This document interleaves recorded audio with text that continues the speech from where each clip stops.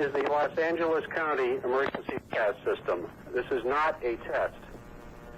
The Los Angeles County Sheriff's Department is now in... For Korean Americans in Koreatown, the Korean language radio was their lifeline. It gave them updates about where there were troubles and what areas to avoid.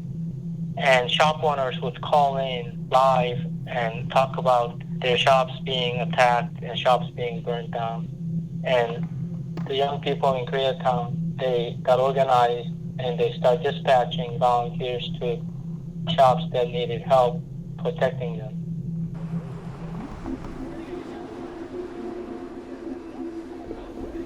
When I arrived near 5th and Western, I saw the shop owner shooting his handgun into the air to try to fend off rioters coming to his shop and burning it down.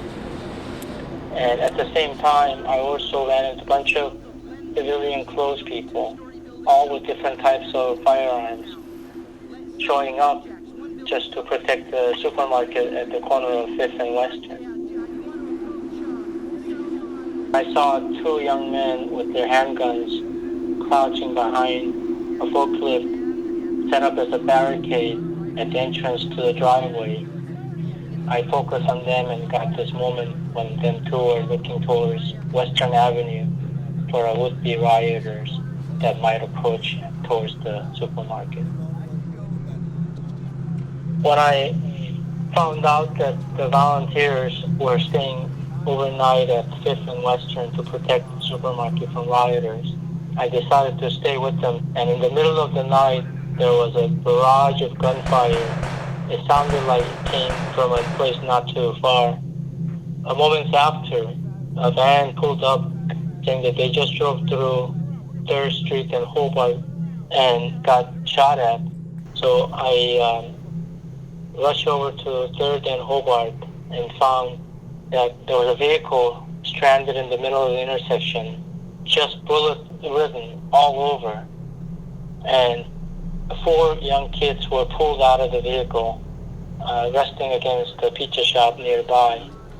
One was bleeding really bad. Others were all bloodied, had some sort of gunshots to them. And that's how I found out that Eddie Lee, who was in my picture in the foreground, was killed during the shootout when they were responding to a plea to help one of the shops in the area. When they were responding, I heard from a witness that some of them were brandishing their weapons out the window to show that they were armed and that they were serious about protecting these shops. Apparently, the vehicle that Eddie Lee was in was 3rd of the 3 vehicles in a convoy responding to help, and they came upon a sniper fire from a rooftop nearby. And perhaps that because they were brandishing weapons, they were also shot at by people protecting from the rooftop, thinking that these might be rioters showing up with their weapons.